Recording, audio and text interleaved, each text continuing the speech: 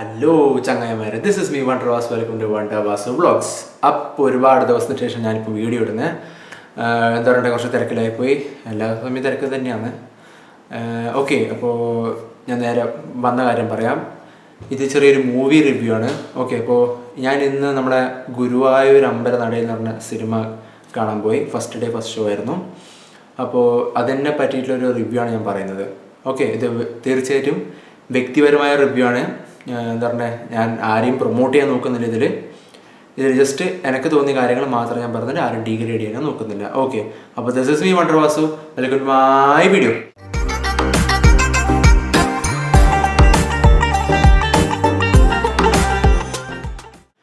അപ്പോൾ ചങ്ങായിമാരെ, അപ്പോൾ നമുക്ക് നേരെ എന്താ പറയുക റിവ്യൂയിലേക്ക് പോകാം. മൂവി റിവ്യൂ അല്ലേ. ഞാൻ ബേസിക്കലി ഒരുപാട് എന്താ പറയുക സിനിമ കാണുന്ന കൂട്ടത്തിലും എല്ലാ സിനിമയും ഞാൻ കാണും. എൻ്റെ ഫ്രണ്ട്സിനോടൊക്കെ ചോദിച്ചാലും മനസ്സിലാവും. അങ്ങനെ പറഞ്ഞില്ല, എങ്ങനെയാണ് അവർ എന്തായാലും പറയും ഞാൻ സിനിമ കാണുന്ന കൂട്ടത്തിലാണെന്ന്. അപ്പോൾ പണ്ട് മുതൽ ഞാൻ റിവ്യൂസ് കൊടുക്കും. അതായത് ഇങ്ങനെ സിനിമ ഇങ്ങനെയാണ് അങ്ങനെയാണ്, അത് കണ്ടാൽ നല്ലതാണെന്നൊക്കെ പറഞ്ഞിട്ട് യൂട്യൂബിലൊന്നും ഇടൂല, ബട്ട് പേഴ്സണലി വാട്സപ്പിൽ അയച്ചു കൊടുക്കുന്നില്ല.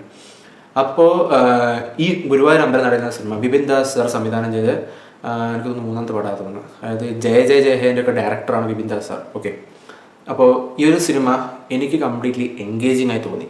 അതായത് ഫസ്റ്റ് മുതൽ ലാസ്റ്റ് വരെ, അത് ആദ്യം മുതൽ ക്ലൈമാക്സ് വരെ എനിക്ക് എൻഗേജിങ് ആയി തോന്നി. അതായത് നമുക്ക് എന്താ പറയുക ചിരിക്കാൻ പറ്റിയ കുറച്ച് എലമെൻറ്റ്സ് ഈ സിനിമയിലുണ്ട്.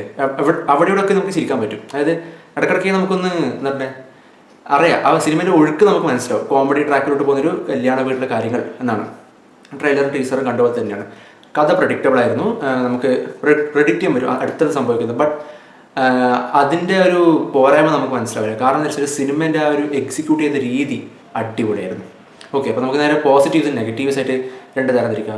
ഒരു ഞാൻ അങ്ങനെ പറഞ്ഞില്ല, ബട്ട് ഇതായിട്ട് നമുക്ക് ഇപ്പം നെഗറ്റീവ്സ് ഉണ്ടോ ചോദിച്ചാൽ അത്ര ഒന്നുമില്ല, എങ്കിലും ചെറിയ ചെറിയ പോയിന്റ്സ് ഉണ്ട്. അതായത് സിനിമയിൽ പോസിറ്റീവ് എന്ന് പറഞ്ഞത് ഒന്നാമത് ഇതിൻ്റെ കാസ്റ്റിംഗാണ്. അതായത് മെയിൻ ക്യാരക്ടേഴ്സ് മുതൽ സൈഡ് ക്യാരക്ടേഴ്സ് വരെ പക്കാ കാസ്റ്റിംഗ് ആയിരുന്നു. നമുക്ക് പറയാൻ പറ്റും, അതായത് ആ റോള് അവർ അടിപൊളിയായി ചെയ്തു എന്ന് പറയാം. എസ്പെഷ്യലി ഞാൻ എന്താ പറയുക എടുത്തു പറഞ്ഞത് നമ്മുടെ യോഗി ബാബു സാറാണ്. എന്താ പറയുക മൂപ്പര് വന്ന് ഇങ്ങനെ സ്ക്രീനിൽ നിന്നാൽ തന്നെ ചിരി തുടങ്ങി തിയേറ്ററിൽ. അങ്ങനത്തെ കോമഡി ആയിരുന്നു. അതായത് പിന്നെ മൂപ്പറുടെ ക്യാരക്ടർ പ്ലേസ്മെൻറ്റ്, അതായത് ഇങ്ങനെ പോയ സിനിമ മൂപ്പറുടെ ക്യാരക്ടർ ചെറുങ്ങനെ ഒന്ന് പൊന്തി, പിന്നെ മൂപ്പര് സ്ക്രീനിൽ വന്നപ്പം പിന്നെ ഒന്ന് പൊന്തി. അതായത് പക്ക പ്ലേസ്മെൻ്റ് ആയിരുന്നു മൂപ്പർ കൊടുത്തത്. അതായത് നമ്മളിപ്പം തമിഴ് ഒരു എന്താ പറയുക വേറെ ഇൻഡസ്ട്രിയിൽ വർക്ക് ചെയ്യുന്ന ഒരാളെ നമ്മളെ സിനിമയിൽ കൊണ്ടുവന്നിട്ട് കോമാളി വേഷം കെട്ടിച്ചു എന്നുള്ളൊരു ഇതില്ലേ, അതില്ല ഇവിടെ. അതായത് മൂപ്പർ കൊടുക്കേണ്ട എന്താ പറയുക സ്ഥലം കൃത്യമായിട്ട് കൊടുത്തിട്ടുണ്ട് സിനിമയിലെ ആൾക്കാർ. അത് ഞാൻ അപ്രിഷ്യേറ്റ് ചെയ്യുന്നത്. അതുപോലെ തന്നെ ഈവൻ നമ്മൾ ഈ സോഷ്യൽ മീഡിയസിലൊക്കെ കണ്ടിട്ടുള്ള ഒരുപാട് ആൾക്കാർ, സാഫ് ബോയ് ഉണ്ട് അതിൽ, പിന്നെ നമ്മുടെ എന്താ പറയുക ഒരു ചിരി ബമ്പർ ചിരിയിലെ അശ്വിൻ, വേറെ എല്ലാവരും ഉണ്ട് ഇതിൻ്റെ. ഈവൻ എന്താ പറയുക നമ്മുടെ വിപിൻ ദാസ് സാറിൻ്റെ പഴയ സിനിമ ജയയിലെ അമ്മമാർ എല്ലാവരും ഉണ്ട് അതിട്ട്. നമ്മളെ എന്നാതാണ് കേസോടിലെ ജഡ്ജി ജഗദീഷ് സാറ്, ഇവൻ മെയിൻ ക്യാരക്ടേഴ്സ് വന്ന് ജഗദീഷ് സാറ്, പിന്നെ ബേസിൽ ജോസഫ് സാർ, പൃഥ്വിരാജ് സാർ, ഇവരൊക്കെ ആസ് യൂഷ്വൽ പോലെ തകർത്തിട്ടുണ്ട്. അപ്പോൾ എനിക്കിതിൽ എന്താ പറയുക അടുത്തൊരു പോസിറ്റീവായി തോന്നിയത് ഇതിൻ്റെ പാട്ടാണ്. അത് ബാക്ക്ഗ്രൗണ്ട് സ്കോർ എന്ന് പറഞ്ഞാൽ നമുക്ക് ആ ബാക്ക്ഗ്രൗണ്ട് സ്കോർ ആ സിറ്റുവേഷനിൽ വർക്ക് ചെയ്യുമ്പോൾ നമുക്ക് ശരിക്കും കൂടെ ചിരി വരിക. നിങ്ങൾ ശ്രദ്ധിച്ച് നോക്കിക്കോ, സിനിമ കാണുന്നത് ശരിക്കും ഒന്ന് ഡീറ്റെയിൽ മനസ്സിലാവും. അതായത് ആ ഒരു കോമഡി അവർ പറയുമ്പം അതിൻ്റെ ബാക്ക്ഗ്രൗണ്ട് സ്കോർ വരും.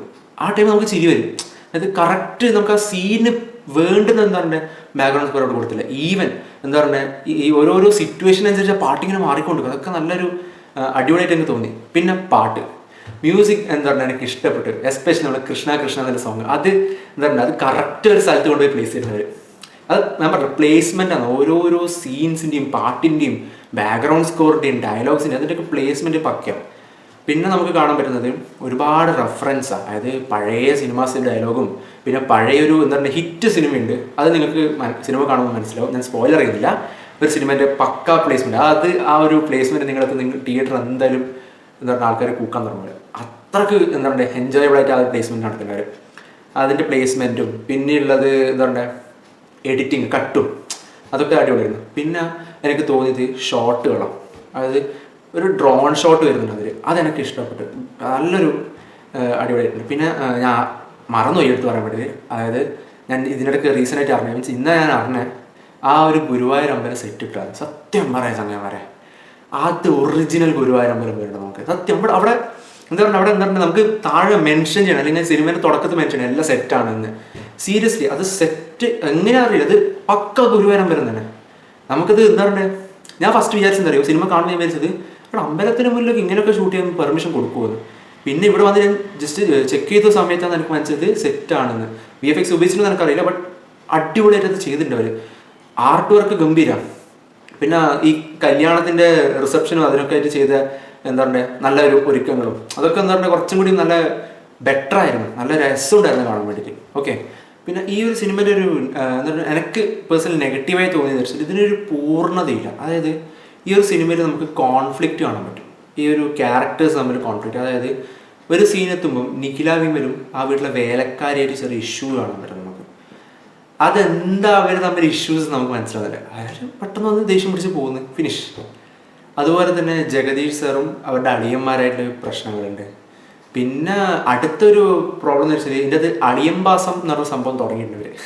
നമ്മൾ ഈ അണ്ണംബാസം എന്ന് പറഞ്ഞ അച്ഛൻബാസം എന്നൊക്കെ കണ്ടിട്ടുണ്ടല്ലോ. അപ്പം അതുപോലെ തന്നെ പുതിയൊരു പാസം അളിയംബാസം കളിയാക്കി തരട്ടോ, ഞാൻ സീരിയസ് ആയിട്ട് പറഞ്ഞു. അതിന് ഭയങ്കര അളിയന്മാരെ എക്സാജറേറ്റ് ചെയ്ത് കാണിക്കുന്നുണ്ട്.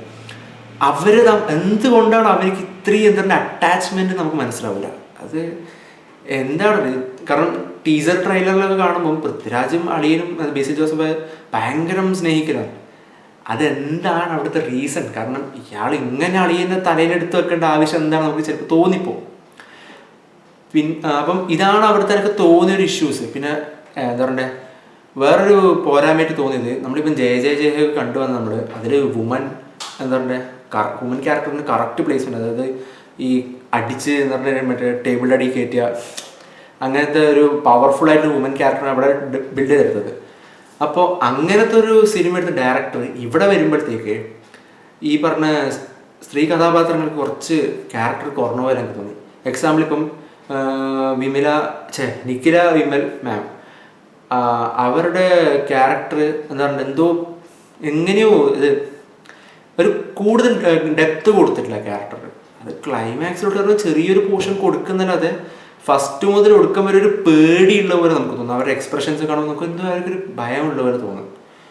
ചിലപ്പോൾ ആ സ്റ്റോറിക്ക് ബേസ് ചെയ്തിട്ട് അവർ കൊണ്ടുവന്നതാണെങ്കിൽ ഓക്കെ, ബട്ട് എന്തോ ഒരു ഡെപ്ത് കൊടുക്കുന്നത്. അതുപോലെ തന്നെ അനശ്വര രാജ്മാമനും അവർക്കൊരു ഡെപ്ത് ഇല്ല. മീൻസ് ഞാൻ പറഞ്ഞില്ല, ഇവർക്ക് ക്യാരക്ടേഴ്സിന് ഡെപ്ത് കുറവാണ്.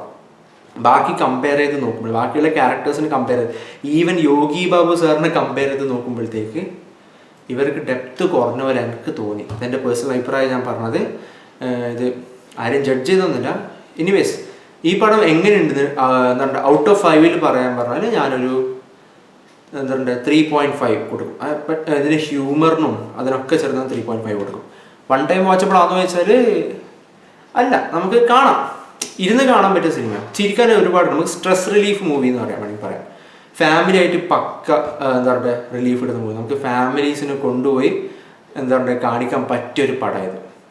അവർക്ക് ഇഷ്ടപ്പെടും, നല്ലോണം ഇഷ്ടപ്പെടും. കുട്ടികൾക്കായാലും ഇവൻ മുതിർന്നവർക്ക് പോലും ഇഷ്ടപ്പെടുന്ന രീതിയിലുള്ള ഒരു മേക്കിംഗ് ആണ് പടത്തിൻ്റെത്. അപ്പോൾ ഇത്രയേ ഉള്ളൂ. ഓക്കെ, ഞാനിത് ആദ്യമേ പറഞ്ഞ പോലെ ഇത് ആരെയും എന്താ പറയുക ഹേർട്ട് ചെയ്യാൻ വേണ്ടി പറഞ്ഞല്ല.